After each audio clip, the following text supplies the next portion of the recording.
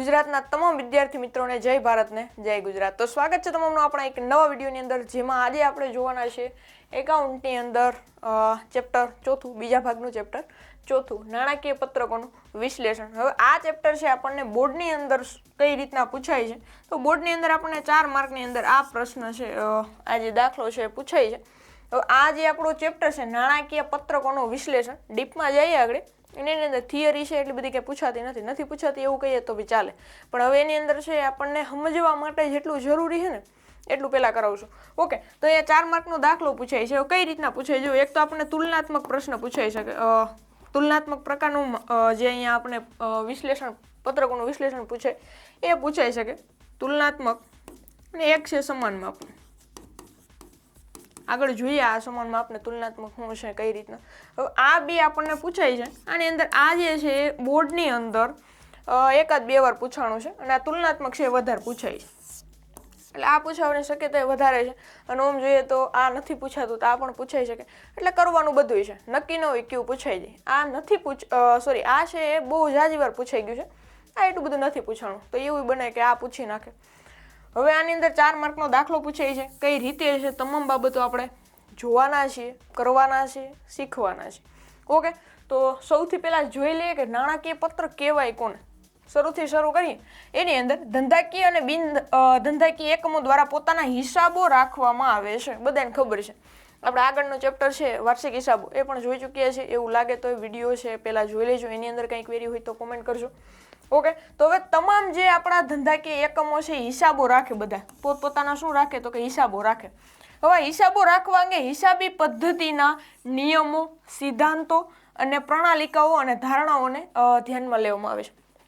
કોઈ પણ કંપની હશે પોતાનો હિસાબ તો રાખશે। ગુજરાતીમાં કોણ તો આવક કેટલી થઈ અને સામે જાવક કેટલી છે, આ તમામનો હિસાબ કોઈ પણ કંપની હશે, કોઈ પણ નાનો એવો ધંધો હશે ને, 5 થી 10,000 રૂપિયાનો ટર્નઓવર રાખતા હશે ને, તો એને આ ધંધો એની બાબત રાખવી પડે, તો એને ખબર પડે કે કંપનીની અંદર કે પેઢીની અંદર કે નાની એવી દુકાનની અંદર કે પોતાના નાના એવા ધંધાની અંદર નફો થાય છે કે ખોટ જાય છે, આ એને જોવું પડે ને। તો એના માટે એને આ પત્રકો છે એ રાખવા પડે। હવે એના માટે શું કરવું પડે તો હિસાબી પદ્ધતિના નિયમો છે, જે સિદ્ધાંતો છે, પ્રણાલિકાઓ છે, ધારણા છે, આ બધી ધ્યાનમાં રાખવામાં આવે, પોતાની રીતે ગમે એમ બનાવી શકે નહીં। એના પછી નાણાકીય પત્રકો। હવે આ જો નાણાકીય પત્રક કોને કહેવાય, તો નાણાકીય પત્રકો એટલે એવા પત્રકો જેના દ્વારા એકમની નાણાકીય પરિસ્થિતિના વિવિધ પાસાઓના પરિણામોની જાણકારી મેળવી શકાતી હોય। હવે આનાથી ખબર પડે, આજે આપણે પત્રકો બનાવીએ છીએ, આગળ કેમ આપણે નફા નુકસાન પત્રકને પાકું સરવૈયું બનાવતા, એવી એની અંદર આપણને ખબર પડતી કે કંપની અંદર કેટલો નફો થાય છે અને અત્યારે કંપનીની હાલત શું છે, એની પરિસ્થિતિ શું છે, કંપની છે ખોટમાં હાલે છે કે પછી નફો કરે છે કે પછી કંઈ થતું નથી, એવી બધી ખબર પડે। ઓકે, નાણાકીય પત્રક કોને કહેવાય એવું ખબર પડી ગઈ કે જેના દ્વારા એકમની નાણાકીય પરિસ્થિતિના જે પાસાઓ છે આના પરિણામની ખબર પડે। ઓકે, એટલી બાબત છે બધાને ક્લિયર હશે। હવે સમજો ટૂંકમાં આખી બાબત કઈ રીતના છે। એક તો નાણાકીય પત્રક છે। ઓકે, નાણાકીય પત્રકો, અહીંયા આપણે 3 બાબતો જોવાની છે। એક આવકનું પત્રક એટલે કે નફા નુકસાન ખાતું, બીજું પાકું સરવૈયું, ત્રીજું છે રોકડ પ્રવાહનું પત્રક। હવે આનો ઉદ્દેશ શું હોય, જે આવકનું પત્રક એટલે નફા નુકસાન ખાતું બનાવવું હોય તો શું કામ બનાવવું પડે, તો કારણ એનું તો કે ધંધાકીય એકમના નિર્ધારિત સમયનો નફો કે નુકસાન જાણવા માટે તૈયાર કરવામાં આવે છે। આ પ્રશ્ન છે તમને 1 માર્કની અંદર પૂછાઈ શકે કે નફા નુકસાન પત્રક શા માટે તૈયાર કરવામાં આવે, તો ખાસ યાદ રાખજો, નિર્ધારિત સમયનો નફો કે નુકસાન જાણવા માટે, નફો કે નુકસાન જાણવા માટે કોની જરૂર પડે તો નફા નુકસાન પત્રકની। ઓકે, એના પછી છે પાકું સરવૈયું। પાકા સરવૈયામાં શું ખબર પડે તો ધંધાકીય એકમની નિર્ધારિત દિવસની, એટલે કે જે સમયે આપણું જે વર્ષ છે, નાણાકીય વર્ષ છે 31 આપણે આવે ને 1/4 થી 31/3નું, તો 31/3 સુધીમાં જેટલું પણ એની સ્થિતિ કઈ છે છેલ્લા દિવસે ખબર પડે, નિર્ધારિત દિવસની આર્થિક સ્થિતિ જાણવા। ખાસ યાદ રાખજો, નફા નુકસાન જાણવું હશે તો નફા નુકસાન પત્રકનો ઉપયોગ થશે, અને આર્થિક સ્થિતિ જાણવી છે કે ભાઈ કંપની છે અને આર્થિક સ્થિતિ શું છે, દેવા વધારે છે કે લેણા વધારે છે, મિલકત વધારે છે કે જવાબદારીઓ વધારે છે, આ તમામની ખબર કોના દ્વારા પડે તો પાકા સરવૈયા દ્વારા। એના પછી છે રોકડ પ્રવાહનું પત્રક। આ સમજો, ધંધાકીય એકમના નિર્ધારિત સમયમાં રોકડ આવક પ્રવાહ અને જાવક પ્રવાહ. કંપની અંદર આવક કેટલી છે ને સામે પછી જાવક કેટલી છે, આ કોના દ્વારા ખબર પડે? તો આ ખબર પડશે રોકડ પ્રવાહના પત્રક દ્વારા. ઓકે, આ 3 બાબત છે સમજવાની છે. એના પછી જોઈએ, હવે આપણે એક્ઝામ્પલથી સમજવાની ટ્રાય કરશું. આપણે એટલી થિયરી છે એ ઇનફ છે. હવે આની અંદર લગભગ કોઈને કાંઈ ડાઉટ હશે ને. એક તો આપણે અર્થ ખબર હોવી જોઈએ કે અર્થ આનો શું થાય, નાણાકીય પત્રકનો અર્થ શું થાય અને એનું કામ શું છે, જેટલા પણ નાણાકીય પત્રકો છે એનું કામ શું છે. ઓકે, તો હવે અહીંયા આપણે જોઈએ ઉદાહરણ ચોથું છે આપણી પાસે કે નફા નુકસાન પત્રકો પરથી આપણે શું બનાવવાનું છે. આ જે પૂરા થતા નફા નુકસાન પત્રક છે આના ઉપરથી આપણે તુલનાત્મક નફા નુકસાનનું પત્રક તૈયાર કરવાનું છે. હવે પ્રશ્ન એવો થાય કે ભાઈ આ તુલનાત્મક એટલે છે શું? તુલનાત્મક એટલે છે શું? હવે તુલનાત્મક અને સમાન માપના પત્રક 2 આવે છે. હવે એની અંદર પાકું સરવૈયું અને નફા નુકસાન પત્રક 2 બનાવવાનો, એમાંથી કોઈ પણ એક આપણને પૂછાઈ શકે. તો આપણે એવું પૂછે કે તુલનાત્મક એટલે થાય શું, તો આપણે ખબર હોય એવું પૂછે ને તુલનાત્મક પત્રક કોને કહેવાય, પણ તમને એટલું ખ્યાલ ટૂંકમાં હોવો જોઈએ કે આ કહેવાય કોને. તો તુલનાત્મક એટલે તુલના કરવી, કોઈ પણ 2 બાબતની સરખામણી કરવી. આને શું કહેવાય? આને શું કહેવાય? તુલનાત્મક, ટૂંકમાં તુલનાત્મક પત્રક એટલે સરખામણી કરશું. પણ સરખામણી કોની કરશું? તો કે 1 વર્ષની સરખામણી બીજા વર્ષ સાથે કરશું. 1 વર્ષની સરખામણી બીજા વર્ષ સાથે કરશું. હવે ન સમજાય તો અહીંયા એક્ઝામ્પલ આપેલ છે એની અંદર જોઈએ તો 2016ની અંદર કેટલો નફો હતો અને 2017ની અંદર કેટલો નફો હતો. અમે 1 વર્ષની બીજા વર્ષ સાથે સરખામણી કરી. ઓકે, આપણે ક્લાસની અંદર કઈ રીતના હોય કે કોઈ એક વિદ્યાર્થી છે આની સરખામણી બીજા વિદ્યાર્થી સાથે કરતા હોય કે આ જે વિદ્યાર્થી છે એ 80 માર્કનો વિદ્યાર્થી છે, એને 100માંથી 80 માર્ક આવી જાય. બીજા વિદ્યાર્થી તો કે આ વિદ્યાર્થી છે 80 માર્ક કરતાં વધારે છે એટલે 100માંથી 99 પણ આવી શકે.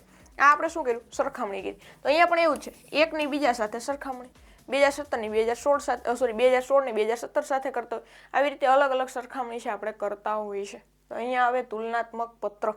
તુલનાત્મક પત્રક એટલે 1 વર્ષની બીજા વર્ષ સાથે સરખામણી. ઓકે, હવે બીજો પ્રશ્ન એવો થાય કે તો અહીંયા સમાન માપના શું છે? અહીંયા હું સમાન હશે, અહીંયા 1 વર્ષની બીજા વર્ષ સાથે કરતા હતા આખી. હવે સમાનની અંદર શું હશે?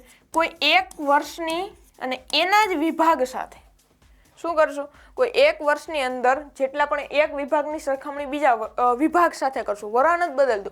અહીંયા 2016ની કરતા હોય 2017 સાથે કરતા, અહીંયા જો વર્ષ આખું ચેન્જ થઈ ગયું. અહીંયા 2016ની કરતા હશું તો એની જ આખી કરતા હશું કે આ એ વિભાગ છે આની સરખામણી બી વિભાગ સાથે કરશું.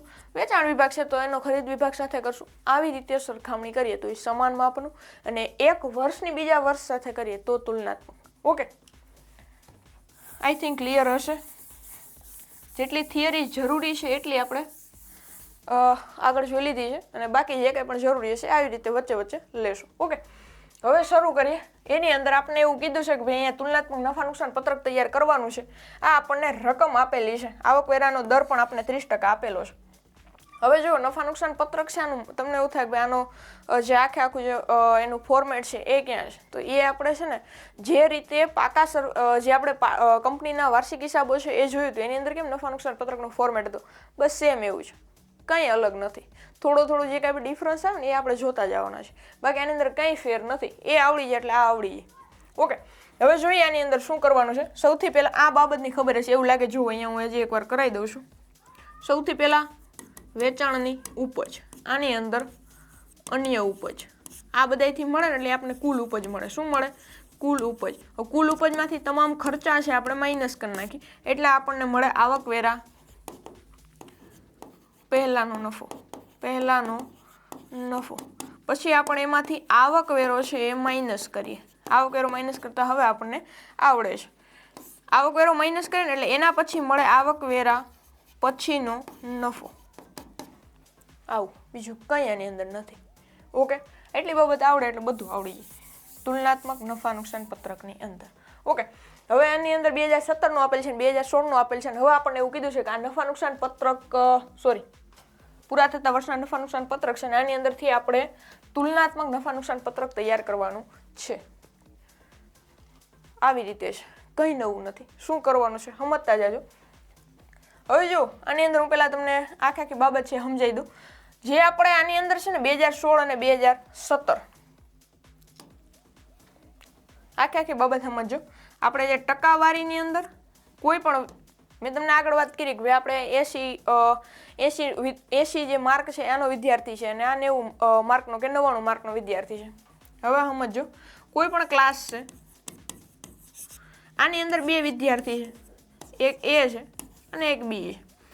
આને છે 90 માર્ક આવી શકે એવું છે, 90 પ્લસ રાખે, અને આને 80 પ્લસ રાખે અથવા તો 80 ની આજુબાજુ છે એને માર્ક આવી જાય એમ છે. આ આપણે શું કર્યું એનું ટૂંકમાં સરખામણી કરી. હવે સરખામણીની અંદર પહેલાં આપણે જોયું કે આને કેટલા વધારે આવે એમ છે. આપણે પ્લસ છે થોડીક વાર માટે કાઢી નાખશું એટલે એની અંદર કન્ફ્યુઝન ન રહે.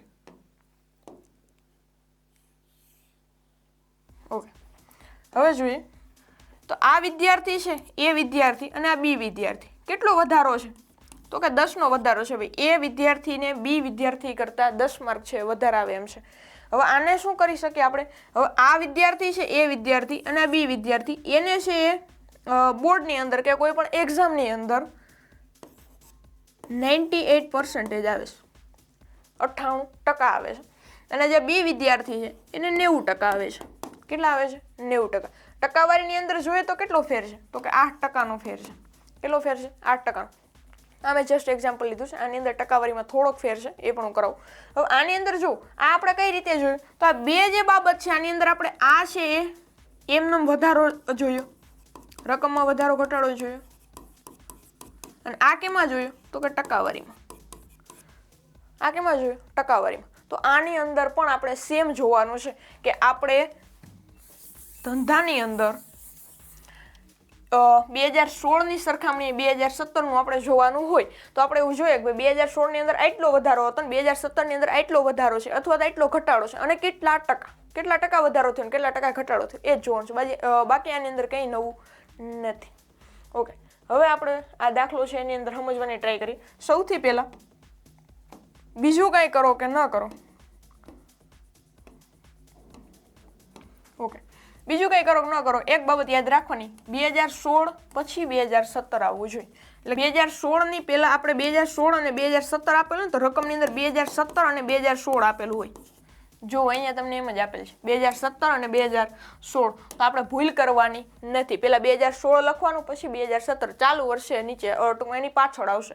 ઓકે, તો અહીંયા આપણને એવું આપેલું હોય ને તો બેમાં જોવાનું. અહીંયા રૂપિયામાં આપેલ છે, અહીંયા પણ રૂપિયામાં આપેલ છે. વધારો ઘટાડો પહેલાં રૂપિયામાં જોવાનું, પછી ટકાવારીની અંદર. તો હવે એની અંદર યાદ શું રાખવાનું? 16 અને 2017નું આપણને કીધું હોય તો આપણે સૌથી પહેલાં શું કરવાનું? અહીંયા કોલમ યાદ રાખી લેવાનું. આ પહેલું કોલમ છે, આ બીજું છે, આ ત્રીજું છે, આ ચોથું છે, અને આ પાંચમું છે. આની અંદર કરવું એના કરતા અહીંયા જો સૌથી પહેલા આપણી પાસે વિગતનું કોલમ હશે. આ આપણી પાસે વિગતનું કોલમ છે. એના પછી આ છે નોંધ નંબરનું. એના પછી આવશે 2016, પછી આવશે 2017. એના પછી છે વધારો અને ઘટાડો. અહીંયા પણ આવશે વધારો અને ઘટાડો. આપણી પાસે એવી રીતના 5 કોલમ થશે. હવે સમજો, આવી રીતના હશે. હવે અહીંયાથી આપણે નંબર દેવાનું ચાલુ કરવાનું.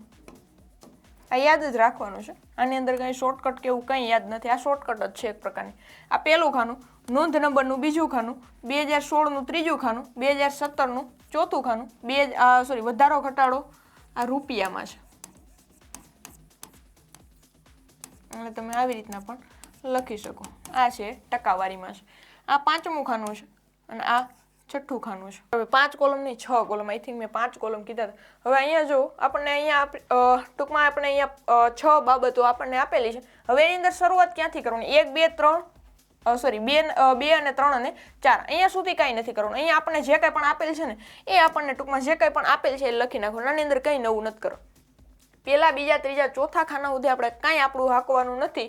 અહીંયા જે કંઈ પણ આપણે રકમ આપેલી હશે ને 2016ની 2017ની એ આડી હવડી આપેલી હશે એટલે એ પહેલાં જે કંઈ પણ ટૂંકમાં લાઇનમાં ગોઠવી, 2016ની એની લાઇનમાં, 2017ની એની લાઇનમાં, કારણ કે આપણે 2017 અને 16 એવી રીતના આપેલી હશે. મેં આગળ વાત કરી એમ.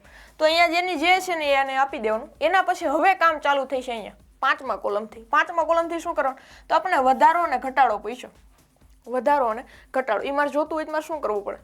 તો યાદ રાખવાનું. તો યાદ શું રાખશું? અહીંયા જો 5મા કોલમની અંદર આપણે કોઈ પણ જગ્યાએ વધારો ઘટાડો કરતા હતા. અહીંયા આપણે આડી 90 અને 98 હોય એમાં આપણે જોતા હોય તો 98 માંથી 90 માઇનસ કરીએ, આ જે છે 98 એમાંથી આપણે 90 માઇનસ કરીએ તો આપણે આની અંદર યાદ રાખવાનું ચાલુ વર્ષ. શું યાદ રાખવાનું? ચાલુ વર્ષ. એટલે 2017 માંથી 2016 છે માઇનસ કરશું, 2017 માંથી 2016 માઇનસ કરશું તો પાંચમા કોલમની અંદર થાય શું? પાંચમો કોલમ કઈ રીતના બને? તો 4 માઇનસ 3. મોટામાંથી નાનું બાદ કરશું, આવું પણ યાદ રાખી શકો. બાદબાકીની અંદર હોય ને મોટામાંથી નાનું બાદ કરો. અને 2000 અહીંયા તમને 2015 આપેલું તો અહીંયા 2016 આપેલું, અહીંયા 2018 આપેલું, 2019 આપેલું. તો આ જે અહીંયા વર્ષ છે ને, આ જે અહીંયા વર્ષ છે ને 2017 કે 2018, આમાંથી આ માઇનસ કરવાનું, મોટામાંથી નાનું માઇનસ કરવાનું. એટલે પાંચમા કોલમની અંદર શું આવશે? 4 માઇનસ 3. ઓકે, આ કમ્પ્લીટ થઈ ગયું. હવે જોઈશે ટકાવારીમાં ફેરફાર. શું જોઈશે? ટકાવારીમાં. તો ટકાવારીની અંદર શું કરશું? તો જે વર્ષનો વધારો ઘટાડો જોતો હોય, હવે છઠ્ઠાની અંદર શું થશે? હવે આપણે જુઓ, આ જે આપણને કોલમ મળી ગયું છે, હવે છઠ્ઠું કઈ રીતના બનશે સમજતા જજો. 5/3 ગુણ્યા 100, કારણ કે ટકાવારી આવે એટલે 100 આવે. શું કરવાનું? આજે અહીંયા વધારો ઘટાડો મળ્યો છે, આના છેદમાં આપણે જે નાનું વર્ષ છે એ મૂકી દેવાનું. ત્રીજી કોલમ છે અહીંયા મૂકી દેવાનું, ગુણ્યા 100 કરી નાખવાનું, એટલે આપણને જવાબ મળી જાય. તો આપણે યાદ શું રાખવાનું? 1 થી 4 એમ નવ રાખવાના, એની અંદર કંઈ નહીં કરવાનું. 5ની અંદર 4 માઇનસ 3 કરવાનું, અને છઠ્ઠાની અંદર 5/3 ગુણ્યા 100. ઓકે, આવી રીતે કરવાનું છે. ઓકે, હવે શું કરવાનું? હવે જે કંઈ પણ આપણને વેચાણની ઉપજ, આપણે પેલા રકમમાં વ્યા જઈએ. અહીંયા આપણને આપેલ છે વેચાણની ઉપજ. હવે વેચાણની ઉપજ આપેલી છે તો સૌથી પહેલા જો અહીંયા આપણને 20 લાખ અને 16 લાખ આપેલ છે. તો આપણે 2016 અને 17 ને પહેલા 2017 અને 16 ને 2016 અને 17 માં ગોઠવશું. તો કઈ રીતના બને? જુઓ અહીંયા 2016 અને 2017, 16 લાખ ને 20 લાખ. હવે શું કરશું? 4 માંથી ત્રીજું છે આપણે માઇનસ કરવું. 20 લાખમાંથી 16 લાખ જાય તો કેટલા વધે? તો કે 4 લાખ વધે. એની અંદર કંઈ એટલું બધું હાર્ડ એન્ડ ફાસ્ટ છે અને 20 લાખમાંથી 16 લાખ જાય એટલે 4 લાખ મળે. હવે આપણે રૂપિયામાં મળી ગયો, વધારો ઘટાડો રૂપિયા મળી ગયો. હવે ટકાવારીમાં જોતો હશે શું કરશું? તો આજે આપણને 4 લાખ મળ્યા, આ 4 લાખ મળ્યા, આના છેદમાં મૂકશું 16 લાખ. એટલે કે અહીંયા જુઓ પાંચમું ખાનું એટલે આપણે 4 લાખ અને પછી ત્રીજું ખાનું એટલે 16 લાખ. એને ગુણ્યા 100 કરવાનું. ઓકે, આ જો બધા એક સાથે 3 ને 4, એ પાંચમું પણ ઉડાડ નાખી, ચોકે 16.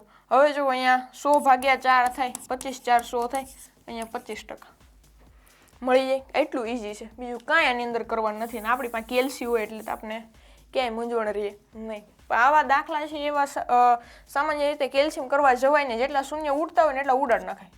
અહીંયા 5 ઉડે છે, અહીંયા પણ 5 ઉડે, 16 એટલે ચોકે 16 ને 100 ભાગ્યા 4 એવી રીતે પણ કરી શકો. જે રીતે તમને ઈઝી પડે એવી રીતના કરી શકો.